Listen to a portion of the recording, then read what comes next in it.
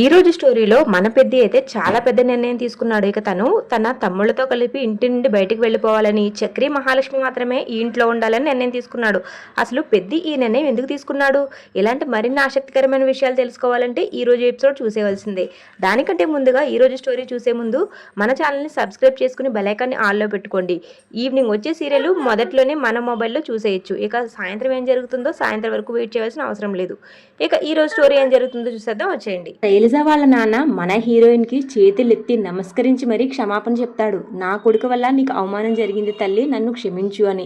ఇక ఈ సీన్ తో సుఖాంతం అవుతుంది. కానీ మన పెద్దికి మన హీరోల ముగ్గురికి అయితే వాళ్ళ హీరోయిన్స్ దేవతల్లా కనిపిస్తారు. ఇక మన పెద్ది మనసులో ఎలా అనుకుంటాడు, మీరు మా ఇంటిని కాపాడడానికి వచ్చిన దేవతలమ్మ అని చాలా సంతోషపడతాడు. ఇక వీళ్ళందరూ అక్కడి నుంచి వెళ్ళిపోతారు.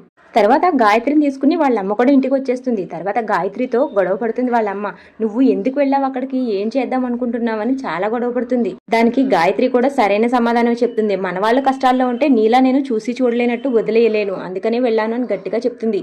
అయినా గాయత్రి ఇంకొక మాట అంటుంది, బావ వాళ్ళు చాలా మంచివాళ్ళు, నేను పెళ్లి చేసుకుని కాపురానికి వెళ్ళిపోయిన తర్వాత నేను ఎన్నిసార్లు ఫోన్ చేసినా సరే బావ కనీసం ఫోన్ కూడా లిఫ్ట్ చేయలేదని చెప్తుంది. దానికి వెంటనే వాళ్ళమ్మకు చాలా కోపం వస్తుంది. ఏంటి నువ్వు వాడికి ఫోన్ చేసావా అని అడుగుతుంది. దానికి గాయత్రి సమాధానం చెప్పేలోగే సరిగ్గా అదే సమయానికి గాయత్రి భర్త అక్కడికి వచ్చేస్తాడు.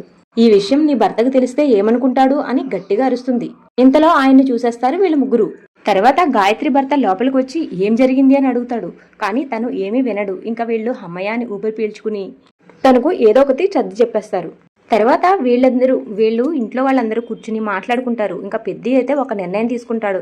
ఇక మహాలక్ష్మి ఈ రోజు నుంచి ఒంటరిగా బయటికి ఎక్కడికి వెళ్ళడానికి వీల్లేదు. ఎందుకంటే తను ఒంటరిగా వెళ్తే తనకి సేఫ్టీ లేదు కాబట్టి చిన్న చిన్న పనులకి కన్నా వెళ్తాడు. తను ఆఫీస్ నుంచి చూసుకోవడానికి నువ్వు వెళ్ళు, ఇక తనకి ఏమైనా ముఖ్యమైన పనులుంటే వాటికి నేను వెళ్తాను. ఈ రోజు నుంచి మహాలక్ష్మి ఒక్కదే ఒంటరిగా ఎప్పుడు వెళ్ళడానికి వీల్లేదు అని చెప్తాడు. మన మహాలక్ష్మి పెద్ది మాటలకు నిరాకరిస్తుంది. కానీ మన పెద్ది అయితే చాలా మొండిగా ఉంటాడు ఆ విషయంలో. ఇక్కడ మన పెద్ది చాలా సీరియస్గా తన డెసిషన్ చెప్తుంటే మధ్యలో మాత్రం చక్రి దాన్ని అంతటినీ స్పాయిల్ చేసేస్తాడు. ఇక తన వెటకారంతో ఆ సీన్ మొత్తం డిసప్పాయింట్ చేసేస్తాడు. మహాలక్ష్మి గారు లాంటి ఒక శక్తివంతురాలైన ధైర్యవంతురాలైన మనిషి ఇలాంటి వాళ్ళని మనకులాంటి వాళ్ళని వెంట పెట్టుకుని వెళ్ళకూడదు అన్నయ్య, తను ఇండిపెండెంట్ గా ఉండాలి, తను ఒకరిదే సాధించగలుగుతుంది అని ఇక తనకు నోటికొచ్చినవి ఏవేవో చెప్పేస్తాడు. ఇంట్లో వాళ్ళందరికీ ఒక్క ముక్క కూడా అర్థం కాదు. కాకపోతే ఫైనల్ గా అయితే మన హీరో చక్రి ఒక విషయం చెప్తాడు. మహాలక్ష్మి గారికి మనకులాంటి వాళ్ళు వెనక వెళ్ళవలసిన అవసరం లేదు, ఆవిడ ఇండిపెండెంట్ గానే వెళ్తారు, ఇదే నా అంతిమ తీర్పు, నేను నీ నిర్ణయానికి ఒప్పుకోను అన్నయ్యాన్ని ఖచ్చితంగా తెగించి చెప్పేస్తాడు. ఆ మాటలకి ఇంట్లో వాళ్ళందరికీ ఆశ్చర్యంగా అనిపిస్తుంది. ఇక మన పెద్ది సరే నువ్వు చాలా బాగా చెప్పావు, సరే ఒకసారి ఇలా రాని పక్కకి తీసుకువెళ్ళి మాట్లాడతాడు. ఇక మన పెద్ది అయితే చక్రిని దుమ్ము దులిపేస్తాడు. నీకు అసలు బుద్ధుందా, నేనేదో నువ్వు మహాలక్ష్మి ఒంటరిగా కాసేపు బయట తిరుగుతారని, లేకపోతే తనతో పాటు నువ్వు వెళ్ళి తిరిగే అవకాశం నీకు వస్తుందని నేను ఇలా ఆలోచిస్తే నువ్వేమో పెద్ద పెద్ద డైలాగులు కొడుతున్నావు, ఏం చేస్తున్నారు అను అని తిడతాడు. దానికి మన చక్రి అమాయకంగా అయ్యో అన్నయ్య నాకు అలా ఆలోచించనే లేదు, నాకు అది తొయ్యనే లేదు, సరే అయితే నేను ఒక పని చేస్తాను, ఇప్పుడే మహాలక్ష్మి గారి దగ్గరికి వెళ్ళి అన్నయ్య చెప్పింది నిజమే కదా, నేను అలాగే చేస్తాను, ఇక నుంచి నేను మీతో వస్తానని చెప్పనా అన్నయ్య అని అడుగుతాడు అమాయకంగా. దానికి పెద్ది నువ్వు ఎలా చెప్పావంటే కాండ్రించి నీ మొహం మీద ఉమ్మేస్తుందిరా తను అని మన చక్రిని తిడతాడు. తర్వాత పెద్ది ఇంకొక 4 అక్షంతలు చక్రి పైన వేసి అక్కడి నుంచి వెళ్ళిపోతాడు. చక్రి మాత్రం వచ్చిన అవకాశాన్ని చేజార్చుకున్నందుకు చాలా బాధపడతాడు. తర్వాత మన శైలజ వాళ్ళ ఇంటి దగ్గర కూడా కాస్త గొడవ జరుగుతుంది. మన శైలజని వాళ్ళ అమ్మ బాగా తిడుతుంది. ఇక వాళ్ళ అన్నయ్య అయితే ఒక రూమ్లో పెట్టి లాక్ చేసేస్తాడు. వాళ్ళ నాన్నని బ్రతిమలాడుతుంది శైలజ, కానీ ఇంకా వాళ్ళ నాన్న కూడా ఒప్పుకోడు. చివరికి మన శైలజని అయితే ఒక రూమ్లో పెట్టి బంధించేస్తారు. తర్వాత శైలజ ఇంట్లో వాళ్ళందరూ కలిసి ఒక నిర్ణయం తీసుకుంటారు. దీనికి వీలైనంత తొందరగా పెళ్లి చేసేద్దాం, ఆ పెళ్లి చూపుల వాళ్ళని రేపే వచ్చేయమనండి, పెళ్లి చేసి దీన్ని పంపించేస్తే గానీ దీన్ని తెక్క కుదరదు అని అనుకుంటారు వాళ్ళ ఇంట్లో వాళ్ళందరూ. ఇక ఆ మాటకే ఫిక్స్ అవుతారు. మన శైలజకి మాత్రం ఏం చేయాలన్నది అర్థం అవ్వదు. తన దగ్గర ఫోన్ కూడా పనిచేయదు. ఇక ఏం చేయాలో తెలియక బాధపడుతూ అలా ఉండిపోతుంది. తర్వాత మన ఇంట్లో అయితే వీళ్ళు 4 అన్నదమ్ములు పడుకుని ఉంటారు. మన పెద్దికి నిద్ర పట్టదు. ఇక చక్రి పడుకున్నాడో లేదో చూసి చక్రి పడుకున్న వెంటనే కేశవని ఇంకా కన్నాన్ని లేపుతాడు చక్రి. ఇక ఇక్కడే పెద్ది ఒక షాకింగ్ నిర్ణయం తీసుకుంటాడు. ఆ నిర్ణయం ఏంటంటే మహాలక్ష్మిని చక్రిని ఇంట్లో ఉండమని మనం ఇంట్లో నుంచి వెళ్ళిపోదాం, ఎందుకంటే మన వల్ల మహాలక్ష్మి చాలా మాటలు పడవలసి వస్తుంది, తను ఆ మాటలన్నీ తప్పించుకోవాలంటే మనం ఇంట్లో ఉండకూడదు, వాళ్ళిద్దరే ఇంట్లో ఉంటారు, మనం ఏదైనా అద్దెలు చూసుకుని షిఫ్ట్ అవుదామని వీళ్ళకి చెప్తాడు. కానీ దానికి మహాలక్ష్మి ఒప్పుకుంటుందా అని అడుగుతాడు కేశవ.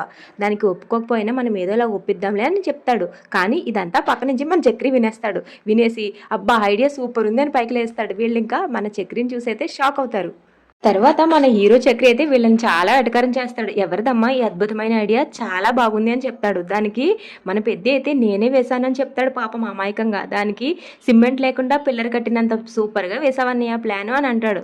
దానికి మన పెద్ది ఏమైందిరా బాగానే ఉంది కదా అని అంటాడు. దానికి మన హీరో అయితే ఇలా చెప్తాడు, తను ఇంట్లో ఉండేదే మీ అందరి కోసం, నా కోసం అయితే ఇంట్లో ఎందుకు ఉంటుంది, మీరందరూ ఇంట్లో నుంచి వెళ్ళిపోతే తను కూడా ఈ హాస్టల్గా వెళ్ళిపోతుంది, కానీ నాతో ఎందుకు ఉంటుంది, పరమ చండాలంగా ఉంది మీ ప్లాను. నెక్స్ట్ టైం ఇలాంటి ప్లాన్లు వేసినప్పుడు కాస్త బయటికి వెళ్ళి వేసుకోండి, నాకు నిద్ర డిస్టర్బ్ అవుతుంది అని వీళ్ళని తిట్టి వెటకారం చేసి ఇక మన చక్రి పడుకుంటూ పోతాడు. తర్వాత వీళ్ళు కూడా వీళ్ళ మొహం చిన్నబుచ్చుకుని పాపం వీళ్ళ ముగ్గురు కూడా నిద్రపోతారు. తర్వాత రోజు ఉదయం అయితే వీళ్ళు తీసుకున్న నిర్ణయం మహాలక్ష్మికి చెప్పేద్దామని అనుకుంటారు. కానీ వీళ్ళు ఒకరి మీద ఒకరు వేసుకుని వీళ్ళు చెప్తారు వాళ్ళు చెప్తారని ఒకరి మీద ఒకరు తోసుకుంటూ ఉంటారు. దానికి మహాలక్ష్మి అడుగుతుంది, అయినా ఎందుకింత కంగారు పడుతున్నారు, మామూలుగానే చెప్పొచ్చు కదా అని అడుగుతుంది. ఈ విషయం విన్న తర్వాత మీరు ఏమైపోతారో ఏమనుకుంటారో అని భయంగా ఉంది అని చెప్తాడు చక్రి. పెద్ది నీళ్లు నములుతూ నసుగుతూ ఇక అసలు విషయం అయితే మన మహాలక్ష్మికి చెప్పేస్తాడు, మేమందరం ఇంట్లో నుంచి వెళ్ళిపోదాం అనుకుంటున్నామని. దానికి మహాలక్ష్మి ఆశ్చర్యంతో ఉండిపోతుంది. నిన్న జరిగిన గొడవ వల్ల అందరూ నీ కోసం చాలా చెడుగా మాట్లాడుకుంటున్నారు, ఆ మాటలన్నీ ఆగాలంటే నేను, కన్నా, కేశవ, నాన్న ఇంట్లోంచి వెళ్ళిపోతామని చెప్తాడు. మరి మహాలక్ష్మి నేను ఇక్కడ ఎలా ఉండాలి అంటే నువ్వు చక్రి ఉండండి అని చెప్తాడు. ఇక ఆ మాటకి మన మహాలక్ష్మికి చాలా కోపం వచ్చేస్తుంది. మహాలక్ష్మి కోపంగా చక్రి దగ్గరికి వెళ్ళి ఈ ఐడియా మీరే వేశారా అని చాలా కోపంగా అడుగుతుంది. మహాలక్ష్మి చక్రిని అయితే ప్రశ్న అడుగుతుంది, కానీ చక్రి ఆ ప్రశ్నకు సమాధానంగా ఇంట్లో వాళ్ళ ముగ్గురిని అయితే తెగ తిట్టేస్తాడు. మీరు బాగానే ఉన్నారు, మధ్యలో నన్ను ఇరికిస్తారని నేను ముందే చెప్పాను మీకు, అయినా సరే మీరు నా మాట వినలేదని ఇంకొక 4 తిట్లు ఎక్స్ట్రానే తిడతాడులేండి. ఎవరికి మీరే చెప్పండి నిర్ణయం తీసుకున్నదే మీరో లేక నేనో అని పెద్దిని తిడతాడు. దానికి పెద్ది చెప్తాడు, లేదమ్మా ఈ నిర్ణయం మేమే తీసుకున్నాము అని. మహాలక్ష్మి వీళ్ళ నిర్ణయానికి చాలా బాధపడుతుంది. మీరు ఎలాంటి నిర్ణయం తీసుకునే ముందు ఒక్కసారి ఆలోచించవలసింది, అయినా మీ ఇంటిని వదిలి మీరు వెళ్ళడం ఏంటి, నాకు మీ ఆలోచన కానీ మీ నిర్ణయం కానీ ఏమాత్రం నచ్చలేదు, మీకు అంతగా అవసరమైతే చెప్పండి, నేనే ఇంట్లోంచి హాస్టల్కి వెళ్ళిపోతానని చెప్తుంది. ఇక తను ఆ మాట చెప్పేటప్పటికే మన హీరో చక్రి అయితే విజిల్స్ వేసి క్లాప్స్ కూడా కొట్టేస్తాడు. దానికి ఇంట్లో వాళ్ళందరూ ఆశ్చర్యంగా చక్రి వైపు చూస్తారు. మహాలక్ష్మి కోపంగా చక్రిని అడుగుతుంది, ఎందుకు మీరు ఇప్పుడు విజిలేశారు అని. నేను నైట్ ఈ సేమ్ డైలాగ్ చెప్పానండి, కానీ వీళ్ళు వినలేదు, దానికి కొంచెం ఎగ్జైట్ అయ్యాను అని చెప్తాడు. దానికి మహాలక్ష్మి మళ్ళీ 2 అక్షంతలు వేస్తుంది. ఇక పెద్ద వాళ్ళకైతే చాలా సీరియస్గా చెప్తుంది. తర్వాత మన మహాలక్ష్మి కూడా వీళ్ళకి కొంచెం క్లాస్ పీకుతుంది. మీరు తీసుకున్న నిర్ణయం చాలా తప్పైంది, మనం ఎక్కడున్నా ఎలా ఉన్నా సరే మన వెనక మన కోసం మాట్లాడుతూనే ఉంటారు అని. గాడిద స్టోరీ మీరు ఇన్స్టాగ్రామ్లో చాలా సార్లే చూసుంటారు. ఆ స్టోరీ మళ్ళీ మన మహాలక్ష్మి వీళ్ళ అన్నదమ్ములు నలుగురికి చెప్తుంది. తర్వాత ఇక తన నిర్ణయాన్ని కూడా చెప్పి అక్కడి నుంచి వెళ్ళిపోతుంది. తన నిర్ణయం ఏముంటుందండి, తను అలా చెయ్యొద్దు అని చెప్తుంది. ఈ అన్నదమ్ముల ఇంట్లో నుంచి వెళ్ళిపోవడానికి తను ఒప్పుకోదు. ఇక తర్వాత తను లోపలికి వెళ్ళిపోతుంది. తర్వాత చక్రి కూడా వీళ్ళ మీద కోప్పడి, నేను ఆల్రెడీ నైటే చెప్పాను మీకు ఇదంతా వర్కౌట్ అవ్వదని, కానీ మీరు నా మాట వినలేదు, ఇప్పుడు అనుభవించండి అని చెప్పి అక్కడి నుంచి వెళ్ళిపోతాడు. తర్వాత ఇక శైలజ ఫ్రెండ్ అయితే శైలజ దగ్గరికి వస్తుంది. తనకు అసలు ఏమీ తెలియనట్టుగానే మాట్లాడుతుంది. ఇక జరిగిన విషయం అంతా శైలజ వాళ్ళ అమ్మ శైలజ వాళ్ళ ఫ్రెండ్ తో చెప్తుంది. తర్వాత అది ఎలా ఎందుకు చేసింది ఆంటీ, దానికి నేను బుద్ధి చెప్తాను అని శైలజ దగ్గరికి వెళ్తుంది.